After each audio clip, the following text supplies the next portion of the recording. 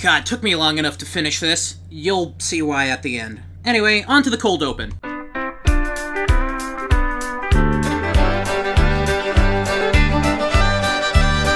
a big old freight just left the yards, burning up the rails.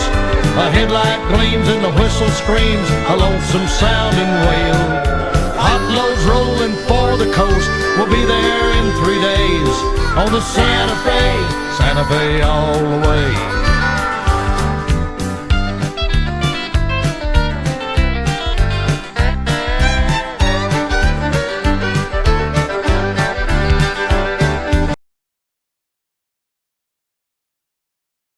So, we're done with the video. Thank fucking God. I can't believe I have to do this, but now let us discuss everything Lily refused to talk about to further understand how horribly she misrepresented what she presented. Some of this information might be repeats from the preceding hour and a half, so I'm sorry for becoming a broken record, but we'll need to organize everything discussed so it's all clear, concise, and to the point. If you've made it this far, please add the word trousers somewhere in your comment. I love to see the engagement. First off, Cheren and Bianca. Before we deep dive into who they are as characters, let's discuss the surface level stuff Lily complained about to no end. We already established that they are longtime childhood friends, so of course interaction with them is going to be maximized. While it's fine to want a few less rival battles in principle, she doesn't seem to understand why there are so many in the first place. Of course, someone could understand why there are so many and still not like them, but the degree to which Lily doesn't seem to understand the anything bears explaining. She turns this one valid gameplay critique that I personally disagree with, but that's irrelevant, into a bad character critique, though the characters themselves will be covered a little later on. On top of that, you're going on a journey with them together. If you have your first battle together and take your first steps outside your hometown with them, what do you expect is going to happen? You'd think that based on these context clues alone, Lily would have picked up on that. Apparently not, though. Instead, she decides to brand Cheren as some obsessed stalker and Bianca as... I don't even know what she brands Bianca as, but what I can say for certain is that she completely glosses over, ignores, and every other synonym under the sun's her character growth and development. Actually, the same goes for Cheren's character arc. You see, for Bianca, first off, she's shown to be this naive, innocent child who barely has an understanding of the greater world around her. She aspires to be just like any other strong trainer, and she battles you to try and prove herself worthy of such a title. However, with each and every defeat, having her Pokemon stolen, as well as her overprotective father confronting her, those dreams are crushed, and she realizes the harsh reality that she isn't cut out to be your average Pokemon trainer. This is even outright stated by N in the game. So, what does she do? She accepts this reality and re-evaluates her goals, and by the next game, not that Lily would know, she has matured by leaps and bounds, and she's become Professor Juniper's second-hand lady, which, going by Pokemon lore, is now the second most Pokemon expert in the region, and she finds happiness in this title and duty. And, to add to this, her father also goes through a character arc of his own, from being vehemently against his daughter being put into any kind of danger, to accepting that she's growing, learning, and able to hold her own. He then supports her continued growth and realizes his mistake. See? That is character growth. Now, let's go over Cheren. He starts off his journey as a stoic, strict, by-the-book trainer who aspires to be the absolute strongest in the region, with the goal to defeat the champion to gain that title. He even goes as far as to choose the Pokemon that'll have a type advantage over yours. He even, at the beginning of the game when you have your first battle, is not afraid to bluntly call out Bianca's naivete when she wrecks your room as a result of that first battle. Over the course of his journey, the worldview of his by-the-book guide to strength is shattered by experiencing different ways other trainers learn and grow with their Pokemon, battling you, the player, meeting Alder, more on that later, and by learning that not everything in life is a straight path. It's got lots of twists, turns, forks, so he decides to pursue strength in another way, by eventually helping other trainers, and by the next game becoming a gym leader, which in turn is its own show of strength. The main key for both of these characters, though, is that they represent the game's core values, truths, and ideals. Both start off with preconceived notions of what the world ahead of them is like. In this case, Cheren with ideals and Bianca, truths. But they soon learn that the world they live in isn't black and white, it's all manners of gray, and, in the end, they confront their inner conflict and find their purpose. Here's something that Lily conveniently left out in her review. She makes fun of Cheren for having an existential crisis, complete with a mocking voice. Upon making it outside, Cheren asked me if something has changed, if he's become stronger, or if only his Pokemon have. I don't know anymore. Dude, will you calm down? You're really overthinking this. You think I'm out here with a guiding philosophy of strength? No, I'm just on a road trip with my angry celery friend. Maybe if you relaxed and enjoyed the trip, you'd be a lot more emotionally fulfilled, and maybe it'd stop bothering me. But do you know why he has one? It's because he met the champion, Alder, early on in the game. He confessed he wished to defeat him and become the strongest trainer in the region. And what does Alder say in response? He simply asks, why? To which Cheren doesn't have a response. He's not sure why he really wants to be the strongest trainer, or even if he can actually achieve that goal. Especially since we, as the player, keep defeating him every chance we get. Something else to stress about this interaction, and as a reminder to the unaware, everyone knows the champion is the strongest trainer in the region, hence the title. But Alder, despite the title, is seemingly apathetic about it. This fact alone could be seen as confronting to Cheren, which adds to his crisis. Again, there's that character development that Lily missed so hard. Here's a segment taken from both characters' Bulbapedia pages. In keeping with the theme of truths and ideals often seen in black and white, Cheren represents those who pursue ideals. More precisely, as N pointed out in Chargestone Cave, the ideal of strength. His goal is to become the champion, and he always strives to become stronger. However, when Alder asked him for the first time why he strives to become stronger, he was quite unsure of his reasons. He then starts to ponder to himself how to do so, something that Alder said he used to do with his partner Pokemon as well, and what exactly it means to be strong. Bianca represents those who pursue truth. This is highlighted when N comments that Bianca had to face the truth that not everyone can become stronger. She often admits that she is not a strong trainer compared to the player in Cheren, and thinks about what she can do in life, whereas Cheren is seen pondering about what he should do. Later in the game, she decides to research and learn more about Pokemon with Juniper. Even though she is not as strong in battles as her childhood friends, Bianca discovers that by becoming a Pokemon researcher, she too can make valuable contributions to the Pokemon world. Speaking of N and things not being black and white, let's discuss him now, because, dear lord, we have a lot to unpack here. Lily bluntly, and foolishly, states that she hates N, which that in itself is an understatement. Fuck N. Honestly, fuck N. I remarked earlier that she completely misunderstood N's character and likely projected herself onto him. That might sound ridiculous at first, but when you take a look into who Lily is as a person, it all becomes clear. However, that specific aspect is not for me to discuss in depth, and quite frankly, I don't have the stomach for it. Go watch June the King's video on her, but have some popcorn and a strong stomach prepared.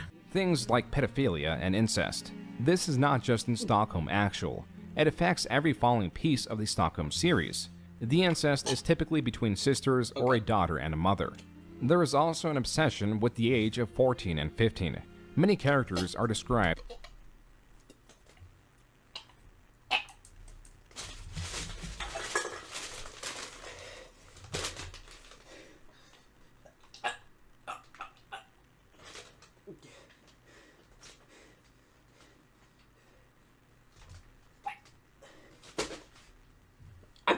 Heaving at this point. Now, let us get into the meat and bones of N. N was abandoned as a child and raised amongst his select Pokemon friends. He was gifted the ability to talk with and understand Pokemon and their deeper feelings. It's implied this is why he was abandoned.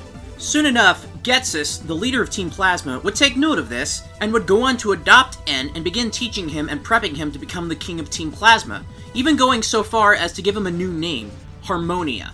This falls in line with what N was taught under Team Plasma, that he would unite Pokemon and bring harmony to their world by separating them from their trainers who force them to battle against their will. It's this idea that shapes N's worldview, and the fact that all his companion Pokemon came from abusive situations only reaffirmed his belief that he needs to do the right thing and save all Pokemon from trainers. Here's the thing though, this upbringing was a farce by Getsis. This worldview was not the true intention of N's upbringing. In fact, N means little to nothing to him. N was manipulated. He's a puppet controlled by Getsis, who even selectively chose abused Pokemon for N to be with to reinforce his ideas that Pokemon and humans do not belong together. a form of confirmation bias, if you may. That idea is only a blip on his radar, part of his plan to take over Unova. He's nothing more than a pawn in the game of chess, which, I might note, is also black and white. And was exploited to believe this incorrect mindset, to believe this absolute. One could say, indoctrinated. So, when he fights the player repeatedly, and begins to see evidence of the contrary, i.e. our companion Pokemon enjoy battling and being around us, he begins to doubt his own morals and what he was taught, before ultimately accepting he was wrong after being defeated by us time and time again, culminating in the great climax at his castle. Even through all of that, though, before that climax, he still held on to that idea, going as far as to beat the champion and destroy part of the Pokemon League with full commitment to his ideas until said climax in the story. I should also mention here briefly that a majority of Team Plasma is also like this, and their dialogue just proves it. Most of them were also manipulated into believing this rhetoric, and many of them genuinely believe that they are doing what they see as the objectively right thing. In the sequels, the members who stay with N even atone for their sins to try and help fix the damage they've caused. Again, more character growth that Lily misses. This is why the legendary dragons also play a huge part in the story as well. They also represent truths, Reshiram, and ideals, Zekrom. They used to be one, but they split. They might be externally different, but deep down they are one and the same with the exact same goal of what they believe the world is. In the end, N accepts that the world isn't one or the other, not black or white, but a combination of both. Just like the real-life symbolism of the yin and yang. They might be completely opposite colors on the spectrum, but they're still part of the same circle. You can't have one without the other. And Lily completely misses the symbolism. And now, we get to the part that somewhat infuriates me the most, which is saying a lot considering this entire review. And, dare I say, it might be one of the most revealing. I said earlier that I wasn't going to deeply analyze Lily as a person, but this cannot be ignored. Remember when during her rant, she said that N is a whiny bitch who absolutely deserved every single insult she and Getsus hurled at him? As established, N is a victim of Getsus, and because Lily is herself a victim of similar atrocities and more, you'd think she would have picked up on that fact. I can't say, and I won't, but the fact of the matter is, she said some truly awful things about a victim, even if only a fictional one. And I believe this is representative of the kind of person she is, even before you count everything else levied against her. And I'm not just talking about the allegations. It's scary, and it's especially scary that she has such an enabling fanbase on top of that who will go above and beyond to reinforce her worldview of what she perceives as the objective right and wrong thing in her eyes, whether it be media critiques or real life. She misses the message of Pokemon Black and White, because deep down, she is a real-life version of Team Plasma. Not like Getsus, and definitely not to the extent of, I'm going to take over the world, but their ideas are similar when you really think about it. She sees everything in such a black and white way, and she strives to convince everyone that she, and only she, has the right opinion. Let me go back to this clip from part 1. We are in the right. Everyone else is wrong. If you don't think the same way we think, we'll use all our power to eliminate you.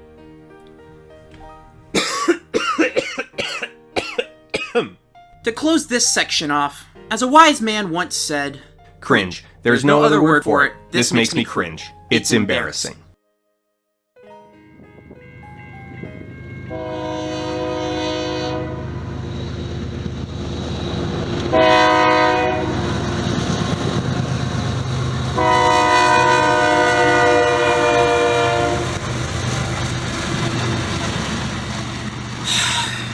This video took a lot out of me. I've seen a lot of stuff that made me want to throw in the towel and give up. Making this video, and then doing subsequent research and going down the rabbit hole made me feel physically ill, and as dramatic as this sounds, it sent my mental health into a sharp decline with what I learned. And it appears that there's no end in sight. With how egotistical Lily is, she's just not going to ever change.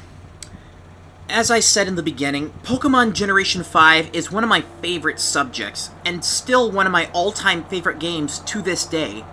So, to see it so terribly misrepresented by someone so unwilling to open their mind to the greater themes, subsequently completely missed the point, I had to make this video. to point others to a greater understanding of why this is wrong. I know Lily doesn't take politely to criticism of any kind, and this video is much less than professional, not even constructive at times. I've had to take a step back and ask myself, why am I doing this? For what reason? At many points. Again, I wanted to throw in the towel. Like I said in a previous video, I'm not a large YouTuber. I don't get a lot of views or attention, and I don't really want that. But for me, as long as at least one person has a takeaway or a deeper thinking after watching these videos, then I will consider it to be all worth it. Stay hydrated, everyone, and have a good one.